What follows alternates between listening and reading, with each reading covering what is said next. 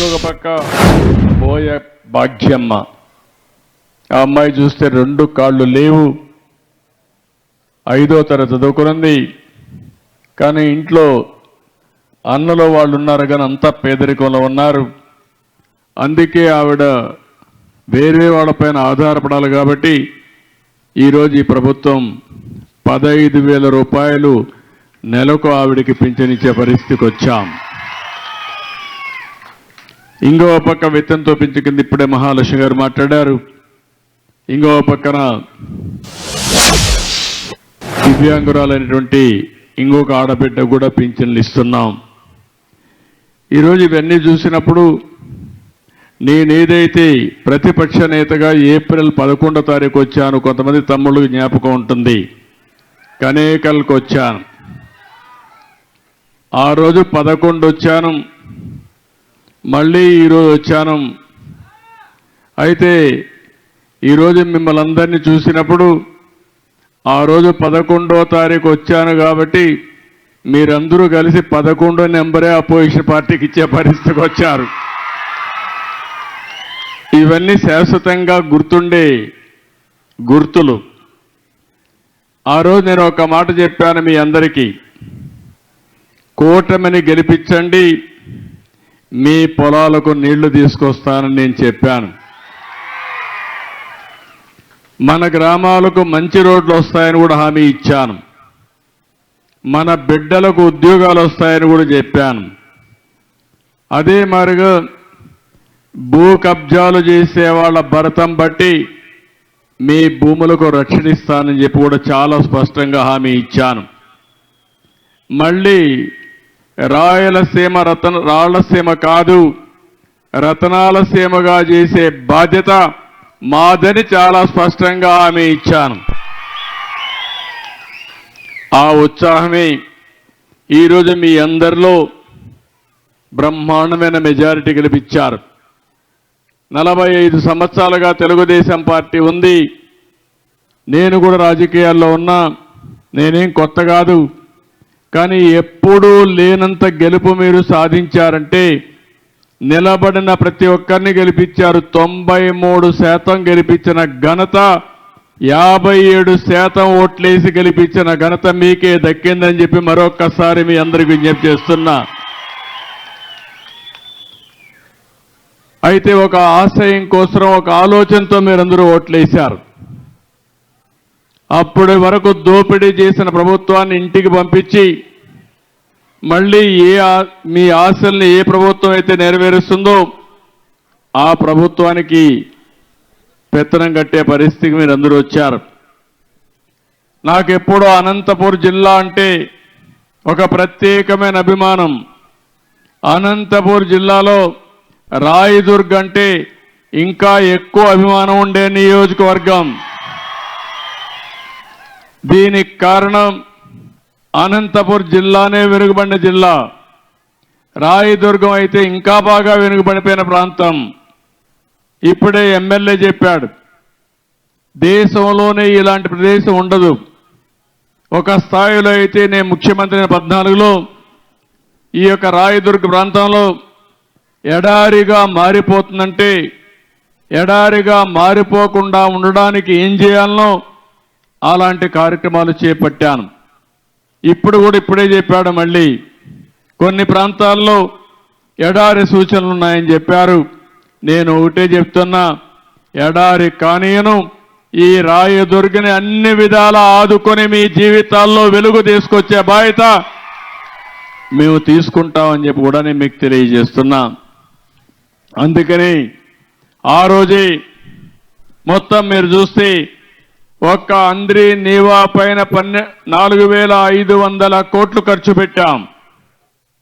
రాయలసీమలో 12,500 కోట్ల రూపాయలు ఒక్క ఇరిగేషన్ కోసం ఖర్చు పెట్టాం.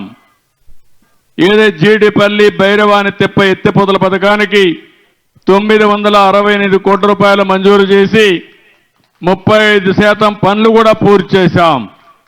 మళ్ళీ ఈ నేమకల్లు సాక్షిగా చెప్తున్నా, దీన్ని పూర్తి చేసే బాధ్యత ఈ ప్రభుత్వం తీసుకుంటామని చెప్పి కూడా నేను మీకు తెలియజేస్తున్నాను. అదే సమయంలో ఇక్కడికి వచ్చినప్పుడు ఇప్పుడే నేను ఆంజనేయ స్వామిని కూడా చూశాను. ఏదైనా మనం ఒక మంచి కార్యక్రమాన్ని చేస్తే ముందు ఆంజనేయుని తలుచుకుని అక్కడి నుంచి పని ప్రారంభిస్తాం. నేను కూడా మీ ఊరి అభివృద్ధి కోసం, ఈ ప్రాంత అభివృద్ధి కోసం నాకు ఆ శక్తిని, ధైర్యాన్ని, తెలివితేటలిమ్మని ఆంజనేయ స్వామిని ప్రార్థించి ఇక్కడికి వచ్చాను. నేను నా లెక్క ప్రకారం తిరుగు లేకుండా మనం ముందుకు పోయే పరిస్థితి వస్తుంది, దాంట్లో అనుమానం లేదు. నేను ఒకటే ఆలోచిస్తున్నాను, నేను ఎప్పుడూ పేదల పక్షానుండాలని చెప్పేది నా ఆలోచన. ఏ నిరుపేదలైతే ఉన్నారో, ఎవరైతే కష్టాల్లో ఉన్నారో వాళ్ళకి పూర్తిగా అండగా ఉండాలనే ఉద్దేశంతో ఈ ప్రభుత్వం పనిచేస్తున్నాం. నేను ఎన్నికల కంటే ముందు చెప్పాను, ఆ రోజు నేను మీకు ఇచ్చిన హామీ పింఛన్లు పెంచుతానని చెప్పాను. పింఛను కూడా ఏప్రిల్ నుంచి ఇస్తానని మీకు హామీ ఇచ్చాను. ఈరోజు మీరు చూస్తే 4,000 రూపాయలు, 3,000 రూపాయల నుంచి 4,000 రూపాయలు ఒకేసారి పెంచి ఏప్రిల్, మే, జూన్ 3 నెలలకు కూడా ఒకేసారి మీకు పింఛన్లు అందించాను. మీరు ఒకసారి గుర్తుపెట్టుకోవాలి, ఈ పింఛన్లు పెట్టింది నందమూరి తారక రామారావు గారు 35 రూపాయలతో 84, 85లో పెట్టారు. ఆ తర్వాత నేను వచ్చిన తర్వాత దాన్ని 70 రూపాయలు చేశాను. మళ్ళీ నేను ముఖ్యమంత్రి అయిన తర్వాత 2014-15లో 200 నుంచి 2,000 రూపాయలు పెంచింది తెలుగుదేశం ప్రభుత్వం, నేను ముఖ్యమంత్రిగా ఉన్నప్పుడు. ఇప్పుడు మళ్ళీ 3,000 నుంచి 4,000 చేశాను. 64 లక్షల మందికి ఇస్తున్నాం.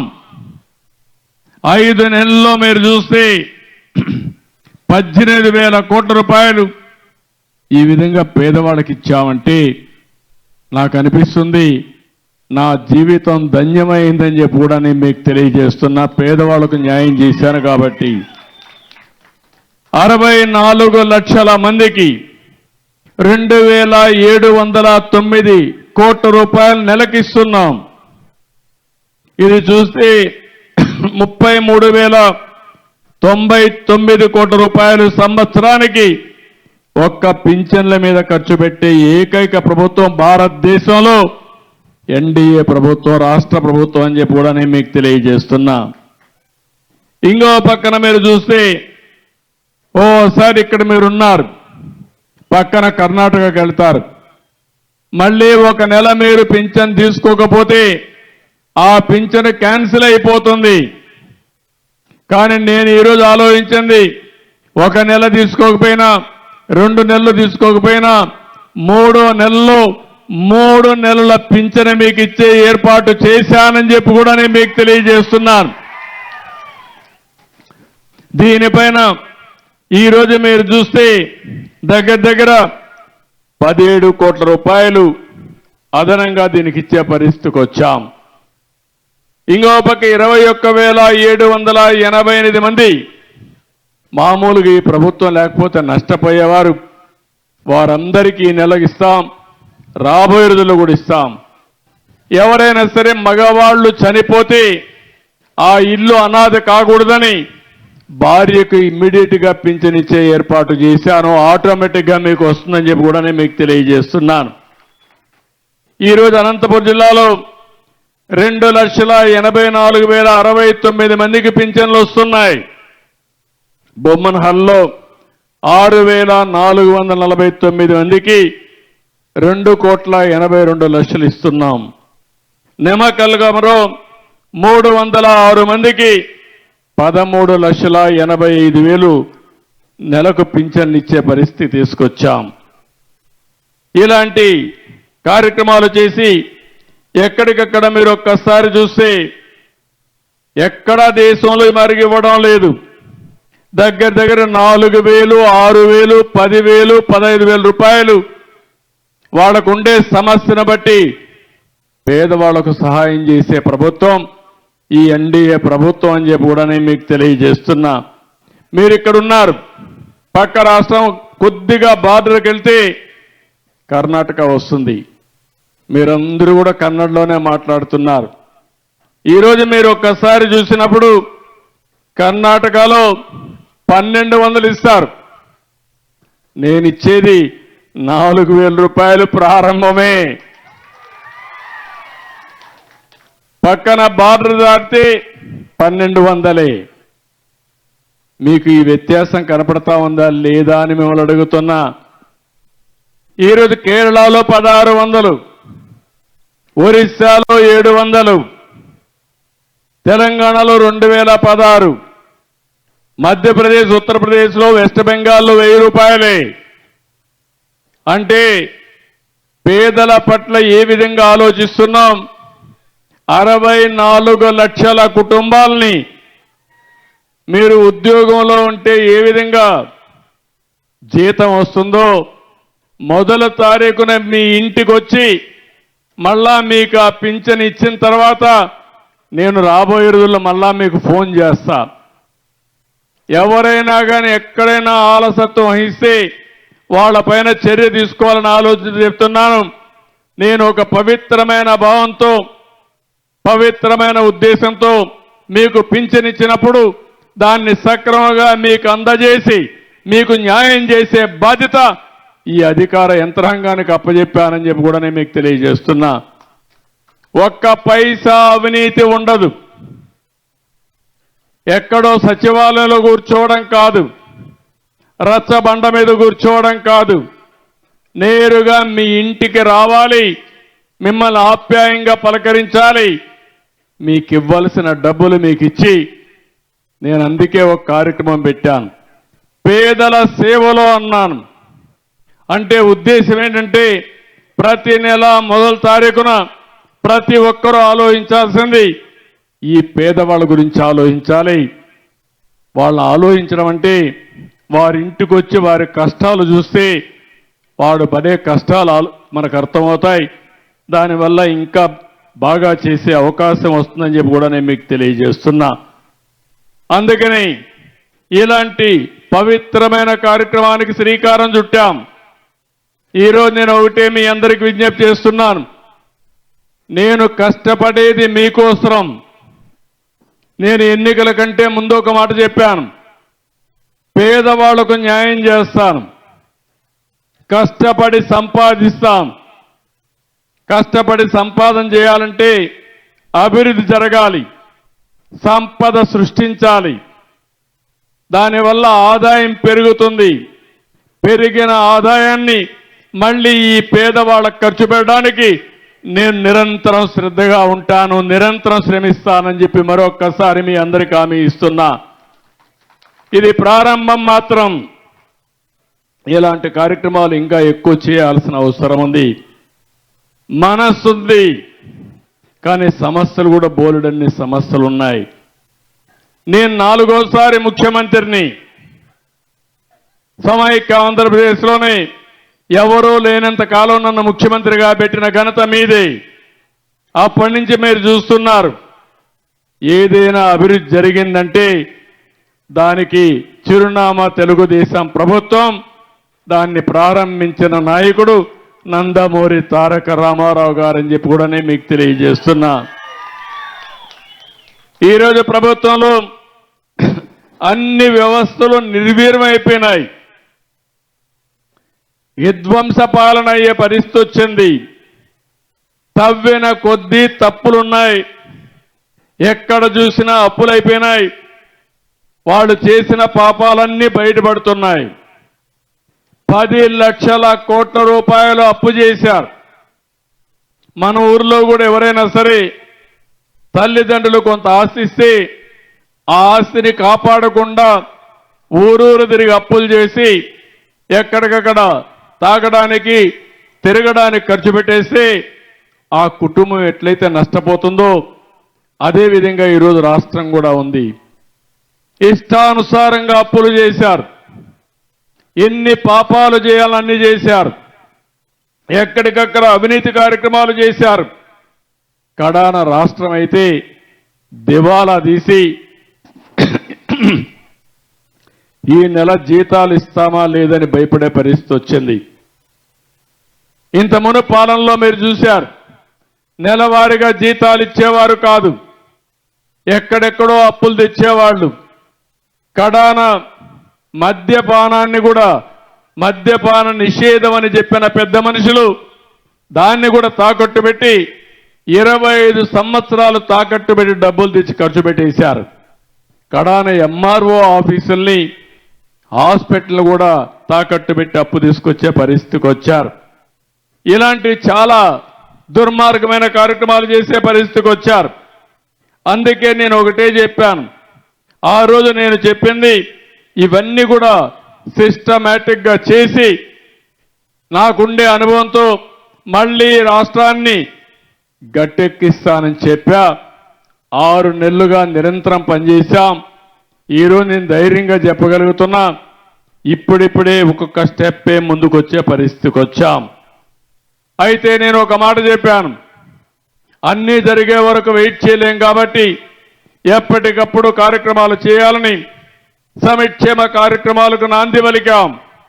నేను ముఖ్యమంత్రి అయిన వెంటనే నేను సంతకాలు పెట్టిన 5 సంతకాల్లో ఒకటి మన పిల్లల ఉద్యోగాల కోసం మెగా డిఎస్సికి సంతకం పెట్టాను. తొందరలోనే పిల్లలందరికీ ఉద్యోగాలు ఇప్పించే బాధ్యత తీసుకుంటాను. అది అయిన తర్వాత ఏదైతే పేదల సేవలో పింఛన్ల మీద సంతకం పెట్టాను. ఇంకో పక్కన చూస్తే అన్నా క్యాంటీన్లు, కడాన పేదవాడికి 5 రూపాయలకు తిండి, ఉదయం కానీ మధ్యాహ్నం కానీ సాయంత్రం కానీ ఎవరైతే ఇంట్లో వస్తలేదో ఎక్కడన్నా బయట పోయి ఉద్యోగం చేస్తా ఉండి కూలి పని చేసుకుంటే నేరుగా అన్నా క్యాంటీన్కి పోతే 5 రూపాయలకే భోజనం పెట్టే కార్యక్రమానికి శ్రీకారం చుట్టాం. ప్రతి నియోజకవర్గానికి ఒక అన్నా క్యాంటీన్ ఉంటుంది. దానివల్ల పేదవాళ్ళకి ఎంతో వెసులుబాటు వస్తుంది. ఇప్పటికే 198 క్యాంటీన్లు ఓపెన్ చేశాం. 1,20,00,000 మందికి నిరుపేదలకు భోజనం పెట్టాం. అన్నం కావాలనేవాడు బాధపడకుండా వాళ్ళ కడుపు నిండా తిండి పెట్టడమే ఈ ప్రభుత్వం యొక్క లక్ష్యం అని చెప్పి కూడా నేను మీకు తెలియజేస్తున్నా. నేను సూపర్ 6 అని మాట్లాడాను, ఎన్నికల మేనిఫెస్టోలో చెప్పాం. నేను ఆ రోజు చెప్పిన ప్రతి ఒక్కదానికి ఎప్పటికప్పుడు నేను నెమరేసుకుంటూ మీ కార్యక్రమాలు చేయడానికి ముందుకు పోతున్నాను. ఆ రోజు మీరందరూ ఇక్కడ ఉన్నారు. మా తల్లి కష్టపడేది, ఇంట్లో వంట గ్యాస్ లేకుండా నేను చిన్నప్పుడు చూస్తే ఆ పొగంతా వచ్చి కడుపులోకి పోయి కళ్ళలో నీళ్లు వస్తూ బాధపడుతూ చూసేవాడిని. అందుకే నేను ఆలోచించాను, నా ఆడబిడ్డ ఏ ఆడబిడ్డ కూడా కష్టపడకూడదని. ఇప్పుడు కాదు, సమైక్య ఆంధ్రప్రదేశ్లో ముఖ్యమంత్రిగా ఉన్నప్పుడే దీపం కార్యక్రమం కింద ఉచితంగా వంట గ్యాస్ నేనే ఇచ్చానని మా ఆడబిడ్డలందరికీ గుర్తు చేస్తున్నా. ఈరోజు రేట్లు పెరిగాయి, ఆడబిడ్డలు కష్టపడుతున్నారు, మళ్ళీ కట్టెల పొయ్యికి పోయే పరిస్థితికి వచ్చారు. అందుకే ఆలోచించా, దీపం 2 కింద ప్రతి ఒక్కరికి ఉచితంగా 3 గ్యాస్ సిలిండర్లు ఇచ్చే బాధ్యత ఈ ప్రభుత్వం తీసుకున్నామని చెప్పి కూడా నేను మీకు తెలియజేస్తున్నా. అంటే మీ ఖర్చులు తగ్గించాలని, మీ ఆదాయాన్ని పెంచాలని, మీ జీవన ప్రమాణాలు పెరిగే విధంగా పనిచేయాలని ముందుకు పోతున్నాం. ఎవరికి గ్యాస్ కనెక్షన్ కావాలన్నా ఈ డబ్బులు 3 గ్యాసులు 3 సిలిండర్లు ఉచితంగా కావాలంటే 2 నిబంధనలు. ఒకటి ఆధార్ ఉండాలి, రెండోది రేషన్ కార్డు ఉంటే ఆటోమేటిక్గా ఇస్తున్నాం. దానికి శ్రీకారం చుట్టాం. గవర్నమెంట్ ఆఫ్ ఇండియా అయితే గట్టిగా చెప్పినా కూడా వినకుండా ఇప్పుడు మేము చేయలేమన్నారు. అన్ని రాష్ట్రాలు ఒక పద్ధతి పెట్టారు. అందుకనే ఈరోజు ఆలోచిస్తున్న, ఇంకా వాళ్ళ మీద నెగోషియేట్ చేస్తున్నాం. అవసరమైతే ముందే డబ్బులు ఇచ్చి మీరు ఎక్కడ కూడా ఇబ్బంది లేకుండా డబ్బులు ఖర్చు పెట్టే పరిస్థితి లేకుండా ముందు కట్టేది కూడా లేకుండా చేయాలని చెప్పి అనుకుంటున్నా. అది కూడా తొందరలోనే వస్తుంది. కానీ ఈరోజు ఎవరైతే డబ్బులు మీరు పెట్టి గ్యాస్ తీసుకుంటే 48 గంటల్లో మీ అకౌంట్లో ఆ డబ్బులు వేసే బాధ్యత మేము తీసుకుంటామని చెప్పి కూడా నేను మీకు తెలియజేస్తున్నాను. ఇప్పటికే 50 లక్షల మంది బుక్ చేసుకున్నారు. ఇంకా మిగిలిన అర్హులందరికీ ఈ గ్యాస్ ఇచ్చే బాధ్యత మేము తీసుకుంటాం. 2684 కోట్ల రూపాయలు దీనికి ఖర్చు అయ్యే పరిస్థితి వస్తుంది. ఇంకా ఎక్కువైనా పర్వాలేదు కానీ ఇస్తామని చెప్పి కూడా నేను మీకు తెలియజేస్తున్నా. ఇంకో పక్కన ల్యాండ్ టైటిలింగ్ యాక్ట్ రద్దు చేశాం. ఇంకో పక్కన ఎవరైనా సరే ఒకటే చెప్తున్నాను, భూ కబ్జాలు చేసే వాళ్లకు మాత్రం హెచ్చరిస్తున్నా. అందుకే యాంటీ ల్యాండ్ గ్రాబింగ్ యాక్ట్ కూడా తీసుకొచ్చాను. మీ భూమి ఎవడైనా కబ్జా చేసినా జోలుకొస్తే తాట తీసే బాధ్యత ఈ ప్రభుత్వం తీసుకుంటామని హెచ్చరిస్తున్నా. ఇంతమను రికార్డులే తారుమారు చేశారు. మీ భూమికి రక్షణ లేకుండా పోయింది. ల్యాండ్ ప్రొటెక్షన్ యాక్ట్ను కూడా తీసుకొచ్చి మొత్తం కబ్జాలు చేస్తూ ఇష్టానుసారంగా భూములన్నీ రికార్డులు మార్చేసే పరిస్థితికి వచ్చారు. నాకు వచ్చే పిటిషన్లు మీరు చూస్తే 40 నుంచి 50% పిటిషన్లు భూ సమస్యలే వస్తున్నామంటే భూ బకాసురులు ఏం చేశారో ఒక్కసారి మీకు అర్థమవుతుంది. ఇప్పుడే మీరు చూశారు, మద్యం పైన చెక్ పెట్టాం. ఒకప్పుడు మీరు చూస్తే నాసి రకం మందు వచ్చేది. మీరు పక్కన పోయి కర్ణాటక పోయి మందు తాగేవాళ్ళు. ఇప్పుడు ఆ బాధ లేదు. ఇక్కడే స్వేచ్ఛగా తాగే విధంగా ఏదైతే ఉందో నాణ్యమైనది కర్ణాటకలోతో సమానంగా ఇక్కడ కూడా మద్యం రేట్లు తగ్గించడమే కాకుండా ఎక్కడ కూడా నాసి రకం మందు ఇవ్వకుండా మీ ఆరోగ్యాన్ని కాపాడే బాధ్యత తీసుకున్నాం.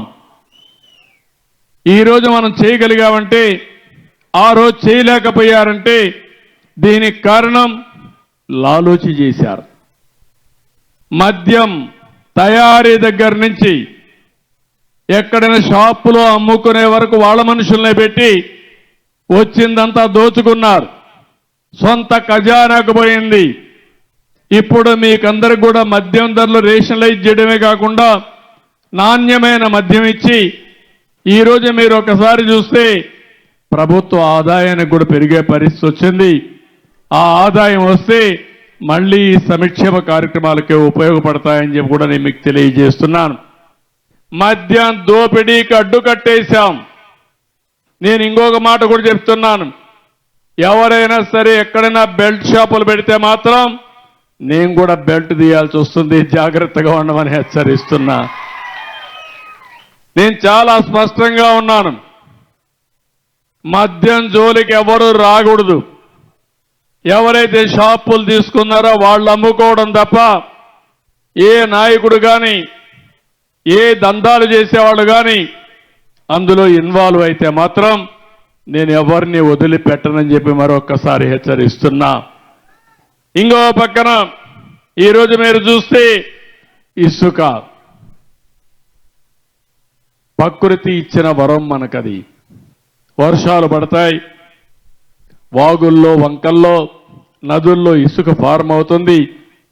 అది మన కన్స్ట్రక్షన్కి అవసరం. దీన్ని కూడా వ్యాపారం చేసుకున్నారు. దీన్ని కూడా ఆ రోజు ఇసుక అంతా కూడా దందాలు చేసి పెద్ద ఎత్తున నాశనం చేసే పరిస్థితికి వచ్చారు. వీళ్ళు 1000 కోట్లు సంపాదించుకున్నారు. పేదవాళ్ళకి ఇసుక దొరక్క భవన నిర్మాణ కార్మికులు 40 లక్షల మంది ఉపాధి లేకుండా నానా అవస్థలు పడే పరిస్థితికి వచ్చారు. నేను ఈరోజు అందుకనే ఒకే హామీ ఇచ్చాను, మీ ఊర్లో ఇసుకుంది, తెచ్చుకునే స్వేచ్ఛ మీకు ఇచ్చాను. మీ ట్రాక్టర్ తీసుకెళ్ళండి, మీరే ఇసుక తెచ్చుకోండి. ఎవరైనా అడ్డం వస్తే నా పేరు చెప్పండి, అవసరమైతే నిలదీయండి, తాట తీస్తామని చెప్పండి. ఇది ప్రభుత్వం ఇచ్చిన స్వేచ్ఛ మీకు. ఇది ఎవడైనా అడ్డం వస్తే మాత్రం ఏం భయపడక్కర్లేదు. 2వ గేర్లో పోతా ఉంటే 4వ గేర్లో మార్చి స్పీడ్ పెంచండి, ఏం కాదు. నేను ఈ పేదవాళ్ళ ప్రభుత్వం ఇది. ప్రకృతి పరంగా ఇచ్చిన ఇసుక మీ హక్కు తప్ప ఈ పెత్తందారులకు ఆ హక్కు లేదని చెప్పి మరొక్కసారి మీ అందరికీ విజ్ఞప్తి చేస్తున్నా. అందుకే మీరు ఫ్రీగా ముందుకు వెళ్ళండి. ఎక్కడైనా ఇసుక దొరక్కపోతే ప్రభుత్వం అక్కడ మనుషులు పెట్టి ఇసుక తీయిస్తారు, కానీ అది కూడా మీరు ట్రాక్టర్ తీసుకపోయినా దాంట్లో ఇస్తారు, లారీ తీసుకపోతే ఇస్తారు. అది కూడా తక్కువ ధరతో చేయడానికి నేను ప్రయత్నం చేస్తున్నా. మీకంటే అది తక్కువ మీరే చేసుకుంటే తక్కువ ధరకు వస్తే మీరే చేసుకోండి. ఎవ్వడు అడ్డుపడడు. ఎక్కడ దొరికితే ఇసుక అక్కడ తెచ్చుకునే స్వేచ్ఛ మీకు ఇచ్చానని చెప్పి కూడా నేను మీకు తెలియజేస్తున్నా. ఇంకో పక్కన ఈరోజు మీరు ఒకసారి చూస్తే ఎక్కడ చూసినా గంజాయి పంట బాధేస్తుంది. డ్రగ్స్, పిల్లలు ఏమైపోతారో నా ఆందోళన కలుగుతుంది. ఎప్పుడైతే డ్రగ్స్ తీసుకున్న వ్యక్తి, గంజాయి తీసుకున్న వ్యక్తికి భార్య తల్లికి వ్యత్యాసం తెలియదు. వాళ్ళలోకి దుర్మార్గులు వస్తారు. అలాంటిది రాష్ట్రంలో గంజాయి రాజధానిగా విశాఖపట్నాన్ని చేసి ఎక్కడ చూసినా పంట పండించే పరిస్థితికి వచ్చారు. 5 ఏళ్లుగా ఒక్కసారి కూడా యాక్షన్ తీసుకోలేదు. పోరాడితే కేసులు పెట్టారు. ఈ రోజు నేను చెప్తున్నా, ఎవడైనా సరే గంజాయి గాని ఎక్కడన్నా పండించిన గంజాయి తెచ్చి అమ్మినా అదే మీకు చివరి రోజున మరొక్కసారి హెచ్చరిస్తున్నా. డ్రోన్స్ పెట్టాను. ఎక్కడికక్కడ డ్రోన్లన్నీ చూస్తున్నాయి. దానికి కూడా పేరు డేగా అని పెట్టా, ఈగలని పేరు పెట్టా. రాష్ట్రం మొత్తం డేగ కన్ను పెట్టాం. ఎవరైనా సరే గంజాయి పండించినా, గంజాయి అమ్మినా, మత్తు పదార్థాలు అమ్మినా కబద్దార్ జాగ్రత్తగా ఉండమని మరొక్కసారి ఆంజనేయ స్వామి సాక్షిగా హెచ్చరిస్తున్నా. ఎందుకంటే సమాజ హితం కోసం పనిచేస్తున్నా. దానికి ఒక కమిటీ వేశాం. ఈగలనే ఫోర్స్ కూడా పెట్టాం. దీన్ని లాజికల్ గా తీసుకెళ్తామని చెప్పి కూడా నేను మీకు తెలియజేస్తున్నా. ఈ రాష్ట్రంలో ల్యాండ్ మాఫియా లేకుండా చేస్తాం, శాండ్ మాఫియా లేకుండా చేస్తాం, గంజాయి మాఫియా లేకుండా చేస్తాం. కడాన పేదవాళ్ళకి ఇచ్చే రైసు కూడా, పేదవాళ్ళకి 2 రూపాయలకి ఉచితంగా బియ్యం ఇస్తే ఆ బియ్యాన్ని కూడా రీసైక్లింగ్ చేస్తున్నారు దొంగలు.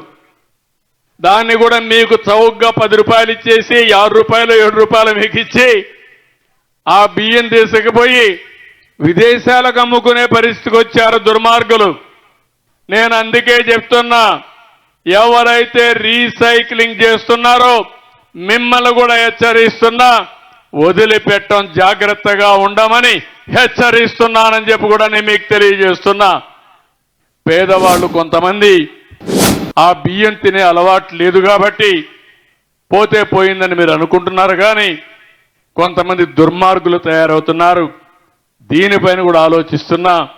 ఏ విధంగా చేస్తే ఈ సమస్య పరిష్కారం అవుతుందో, పేదవాళ్లకు న్యాయం జరుగుతుందో దానికి కూడా ప్రయత్నం చేస్తాం.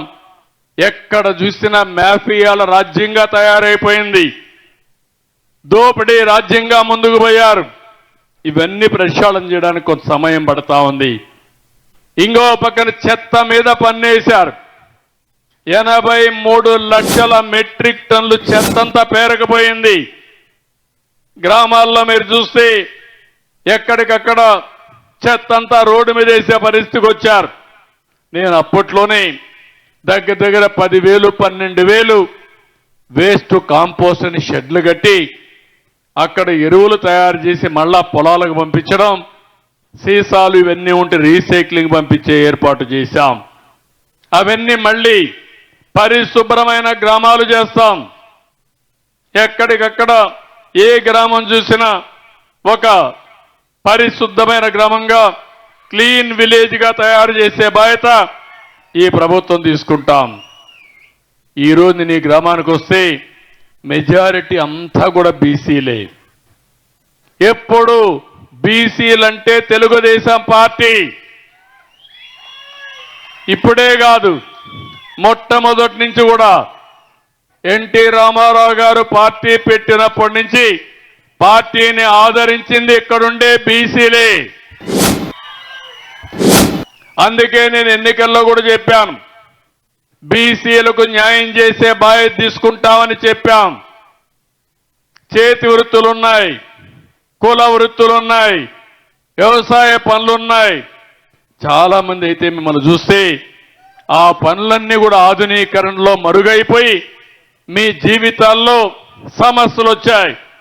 అందుకే మళ్ళీ మీకు న్యాయం చేసే బాధ్యత తీసుకుంటాం. ఇక్కడ మనం చూస్తే బోయలున్నారు, వాళ్ళకి చాలా సమస్యలున్నాయి. అందుకే ఈసారి మీరు చూసినప్పుడు ఇక్కడ ఎమ్మెల్యే ఎంపీ ఇద్దరు కూడా బోయ కులానికి ఇచ్చామంటే అది తెలుగుదేశం పార్టీ. లక్ష్మీనారాయణ గారు ఒక పక్కన, కాలువ శ్రీనివాసులు గారు ఇంకొక పక్కన అనంతపూర్ కానీ కర్నూలు కానీ ఏదైతే కురబ కులస్తులకు ఇచ్చాం, ఎమ్మెల్యేగా మంత్రిగా జిల్లాలో కురబకి ఇచ్చామంటే అది తెలుగుదేశం పార్టీ. పేదల పట్ల బీసీల పట్ల ఉండే సానుకూలత అని చెప్పి కూడా నేను మీకు తెలియజేస్తున్నా. ప్రతి ఒక్క కులాన్ని పైకి తీసుకురావడానికి ఆలోచిస్తున్నాను. గీత కార్మికులు వాళ్ళంతా కూడా ఒకప్పుడు కళ్ళు గీసేవాళ్ళు, చిన్న చిన్న సారా అంగుళ్ళు పెట్టుకునేవాళ్ళు. ఇప్పుడు మొత్తం పోయినాయి. అందుకే రాష్ట్రంలో 10% మద్యం షాపులన్నీ గీత కార్మికులకే కేటాయిస్తున్నాను.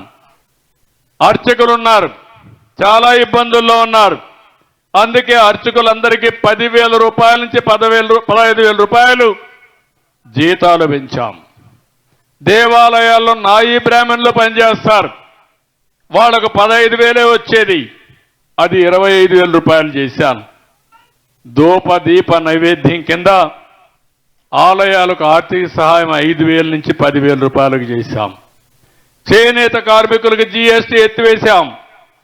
ఇల్లు కట్టుకుంటే 50,000 అదనంగా ఇచ్చే పరిస్థితి తీసుకొచ్చాం. ఇప్పుడే నేను వస్తా ఉంటే తమ్ముళ్ళు అందరూ కనపడ్డారు. ఏం తమ్ముళ్ళు ఫోన్లు ఎన్నున్నాయని అడిగా. మనిషికి ఒక ఫోన్ ఉంది. ఇంట్లో అందరికీ మనిషికి ఒకటి ఉందా, లేకుంటే నీ ఇంట్లో నీకే ఉందంటే కాదు మా ఇంట్లో అందరికీ ఉందనే పరిస్థితికి వచ్చారు. ఈరోజు సెల్ ఫోన్స్ అందరికీ ఉన్నాయా లేదా? ఉన్నాయంటే పైకి చేతులు పైకి ఎత్తండి, చూపించండి మీ ఫోన్లన్నీ. అందరి దగ్గర ఫోన్లు ఉన్నాయి. రేపు రాబోయే రోజుల్లో మీరు ఏ ఆఫీసుకి పోయే పనే ఉండదు. ఏ పని కావాలన్నా మీ సెల్ ఫోన్లో ఒక మెసేజ్ పెడితే మీకు అర్హత ఉంటే నేరుగా పనిచేసి మళ్ళీ మీ సెల్ ఫోన్లో పెట్టే బాధ్యత నాదని మీ అందరికీ హామీ ఇస్తున్నా.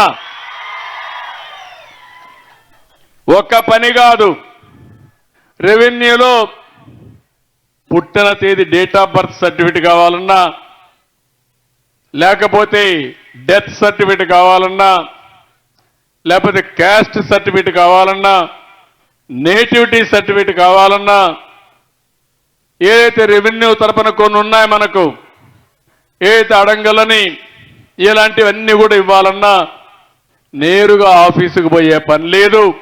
మీరు మెసేజ్ పెడితే తిరిగి మళ్ళీ మీకు అందుబాటులో పెట్టే బాధ్యత నాదని మీ అందరికీ హామీ ఇస్తున్నా.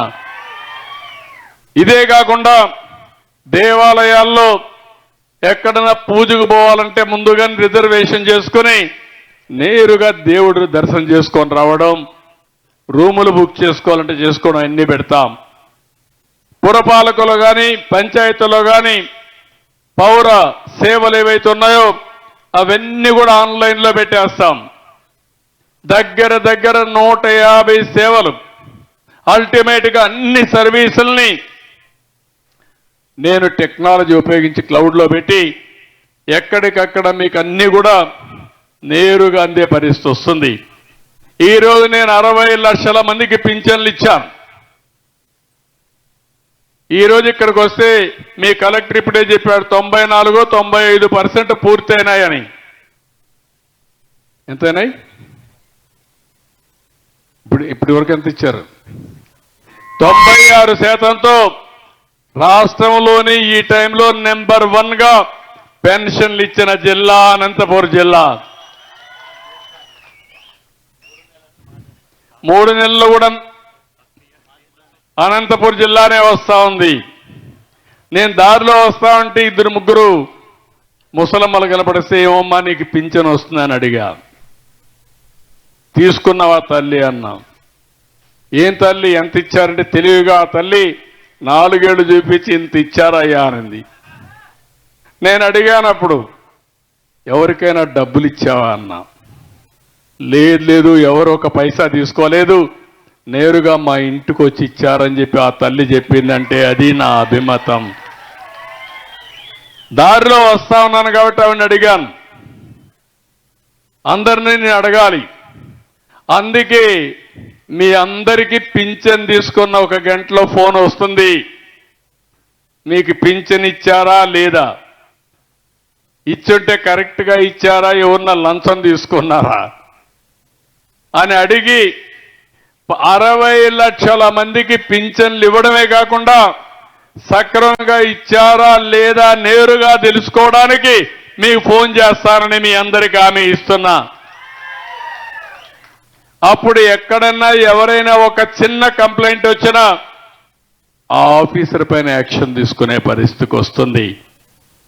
ఇదే కాకుండా ఈరోజు నేను ప్రతి ఒక్క దాన్ని అన్ని సేవలు కూడా ఆన్లైన్లో పెట్టిన తర్వాత, ఒకప్పుడు ఎన్నికల్లో మీరు చూసుంటారు నేను అప్పుడప్పుడు ఫోన్లు చేస్తానే ఉండేవాడిని మీకు. ఈవెన్ కాలువ శ్రీనివాసులు నాకు చాలా దగ్గరైన 10 సార్లైనా అడుగుంటా మిమ్మల్ని అందరినీ. కాలువ శ్రీనివాసుల పైన మీ అభిప్రాయం ఏంటి అని అడిగా. కడాన నా సీటు నేను ఇచ్చుకోవడానికి కూడా అక్కడుండే ప్రజలను అడిగిన తర్వాత, నేను గెలుస్తానని నమ్మకం వచ్చిన తర్వాత నా సీటు కూడా అనౌన్స్ చేశా. ఇప్పుడు కూడా నేను అదే ఆలోచిస్తున్నాను. అన్ని సేవలు మీకు అందిస్తాం.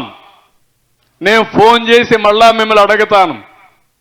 మీరు మనస్సాక్షిగా చెప్పండి, తప్పులు చెప్పొద్దండి, రాజకీయాలతో చెప్పొద్దండి.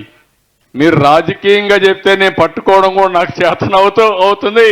ఇప్పుడు ఆర్టిఫిషియల్ ఇంటెలిజెన్స్ వచ్చింది.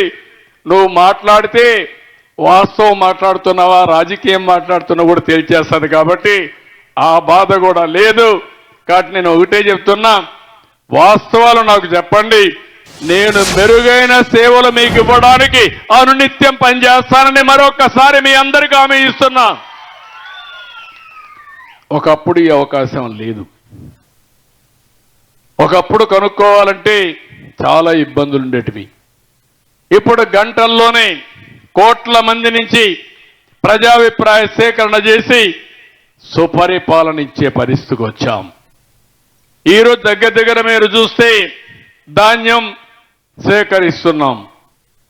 ధాన్యం సేకరించేదానికి వాట్సాప్ మెసేజ్లో పెడితే తద్వారా ప్రొక్యూర్మెంట్ చేస్తున్నాం. మళ్ళీ 48 గంటల్లో వాళ్లకు ధాన్యానికి ఇవ్వాల్సిన డబ్బులు కూడా వాళ్ళ అకౌంట్లో వేస్తున్నాం. వేసిన తర్వాత మళ్ళా ఒక ఫోన్ చేసి సక్రమంగా వచ్చిందా లేదా, అవకతవకలు ఉన్నాయా, ఇబ్బందులు పెట్టారని కనుక్కునే పరిస్థితికి వస్తున్నాం. ఇప్పటికే మీరు చూస్తే 82,573 మందికి రైతన్నల దగ్గర నుంచి 6 లక్షల మెట్రిక్ టన్నులు ధాన్యం సేకరించాం. 1,400 కోట్ల రూపాయలు 48 గంటల్లోనే పే చేసే పరిస్థితికి వచ్చాం. పోయిన గవర్నమెంట్ 1,674 కోట్ల రూపాయలు అప్పు పెట్టారు. అప్పు పెట్టడమే కాకుండా చాలా ఇబ్బందులు పెట్టారు. ఇప్పుడు ఎవ్వరికి ఇబ్బందులు లేకుండా చేసే కార్యక్రమానికి ముందుకు పోయాం. ఒకప్పుడు నేను ఈ రాయలసీమలో అనంతపురం జిల్లాలో మైక్రో ఇరిగేషన్ పెట్టాను. 90% సబ్సిడీతో మీకందరికి కూడా డ్రిప్ ఇరిగేషన్ కానీ స్ప్రింక్లర్ ఇరిగేషన్ కానీ ఆ రోజు ఇచ్చాను.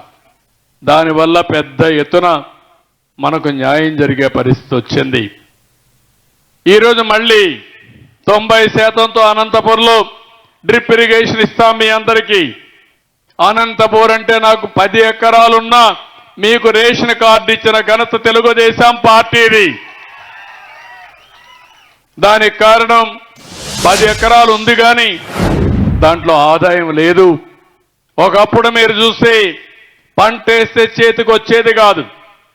10 సంవత్సరాలు వేరుశనగ వేస్తే 1 సంవత్సరం 2 సంవత్సరాలు వచ్చేది. 8 సంవత్సరాలు పంట కూడా పెట్టుబడి కూడా వచ్చేది కాదు. అందుకే ఆ రోజు నేను ఆలోచించి మొట్టమొదటిసారిగా దేశంలోనే ఇన్పుట్ సబ్సిడీ, పెట్టుబడి సబ్సిడీ ఇచ్చిన పార్టీ తెలుగుదేశం పార్టీ అని చెప్పి కూడా నేను మీకు తెలియజేస్తున్నా. ఈరోజు ఇంకొక పక్కన ఎక్కడ చూసినా గుంతలు. ఆ విధానం చూసినప్పుడు 25 కొత్త నూతన పాలసీలు తీసుకొచ్చాం. ఒకప్పుడు నేను ఈజ్ ఆఫ్ డూయింగ్ బిజినెస్ అన్నాను, ఇప్పుడు స్పీడ్ ఆఫ్ డూయింగ్ బిజినెస్ అంటున్నాం. 5 నెలల్లో 4 లక్షల కోట్ల రూపాయల పెట్టుబడితో మా తమ్ముళ్లకు 4 లక్షల ఉద్యోగాలు ఇప్పించే బాధ్యత మాదని మీ అందరికీ హామీ ఇస్తున్నా.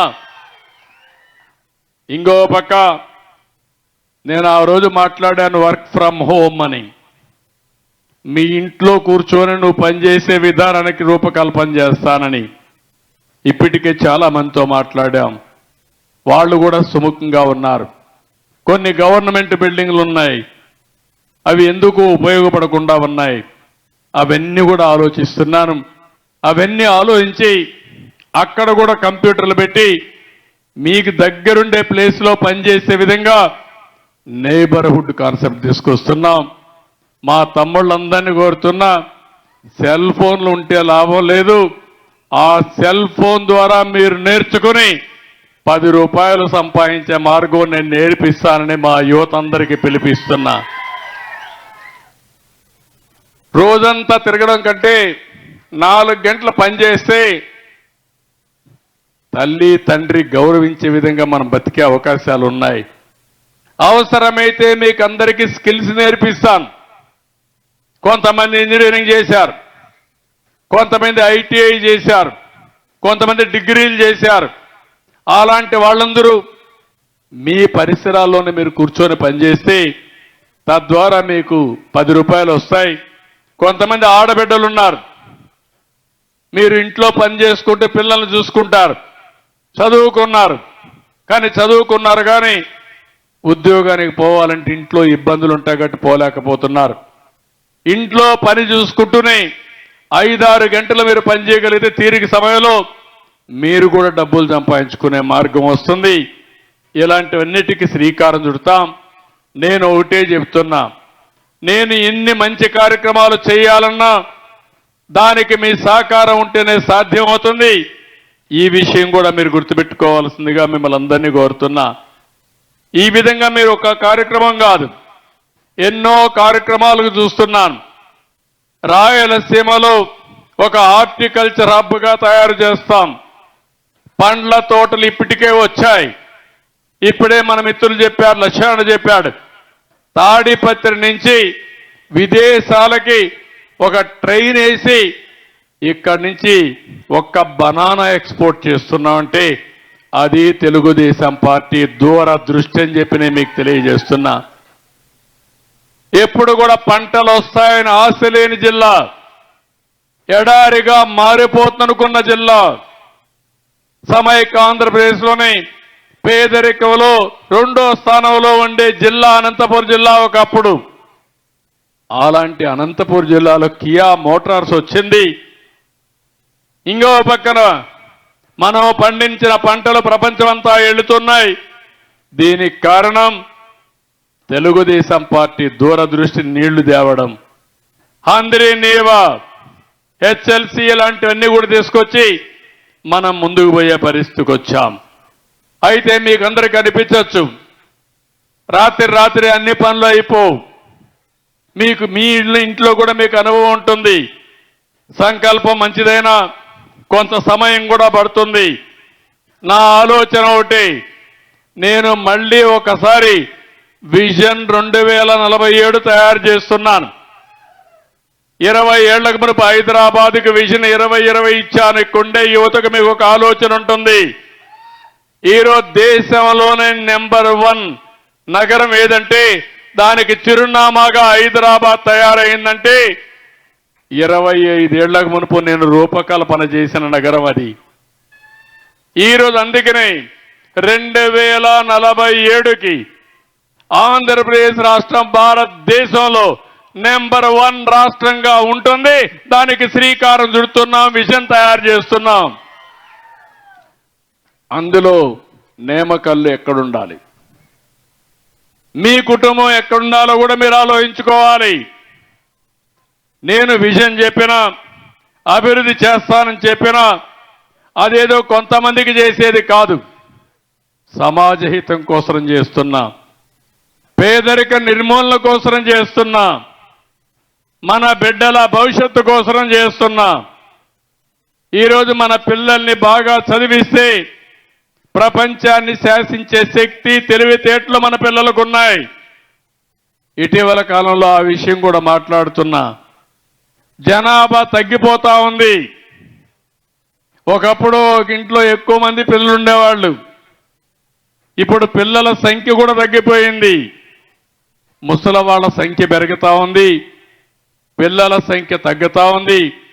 దానివల్ల రాబోయే రోజుల్లో పని చేసే వాళ్ళు లేకుండా పోయే పరిస్థితి వస్తుంది. కాబట్టి ప్రతి ఒక్కరిని కనీసం 2 పిల్లల్ని కనే బాధ్యత వాళ్ళు తీసుకోవాలని కూడా అందరినీ కోరుతున్నా. కొంతమంది అంటున్నారు, మీరేంటి కొత్తగా చెప్తున్నా. ఒకప్పుడు నేను కూడా ఫ్యామిలీ ప్లానింగ్ మాట్లాడా, కుటుంబ నియంత్రణ మాట్లాడాను. ఆ రోజు నేను మాట్లాడమే కాదు, చట్టం కూడా తీసుకొచ్చాను. 2 కంటే ఎక్కువ పిల్లలుంటే సర్పంచులుగా పోటీయడానికి అర్హత లేదని ఆ రోజు తీసుకొచ్చాను. ఈరోజు ఆ చట్టం తీసేశా. 2 కంటే తక్కువ మంది పిల్లలుంటే భవిష్యత్తులో పోటీ చేయడానికి అర్హత లేని కొత్త చట్టం తీసుకొస్తున్నా. 2 కంటే పైనే ఉండాలి. మన దేశంలో కానీ జనాభాని మనం కానీ పెంచుకోగలిగితే జనాభానే మన ఆస్తి. కుటుంబంలో 5 మంది ఉంటే 5 మందిని సమర్థవంతంగా పనిచేపించే విధానానికి శ్రీకారం చుడితే భూములు కాదు మన ఆస్తి, లేకపోతే డబ్బులు కాదు మన ఆస్తి, మన కుటుంబమే మనుషులే ఆస్తిగా తయారవుతుందని చెప్పి కూడా నేను మీకు తెలియజేస్తున్నా. అదే సమయంలో ప్రతి ఒక్క కుటుంబానికి ఏమేమి ఇవ్వాలనో అవన్నీ కూడా ఆలోచిస్తున్నాం. నేను ఒకటే ఆలోచిస్తున్నాను, ప్రతి ఒక్క కుటుంబానికి ఇంటి జాగా ఉందా, ఇల్లు ఉందా? ఫస్ట్ ఈ 2 ఆలోచించి ఈ ఊరికి వస్తే 112 మందికి ఇళ్లు కావాలన్నారు. ఇమ్మీడియట్ గా 112 ఇండ్లు శాంక్షన్ చేస్తున్నానని చెప్పి కూడా నేను మీకు తెలియజేస్తున్నా.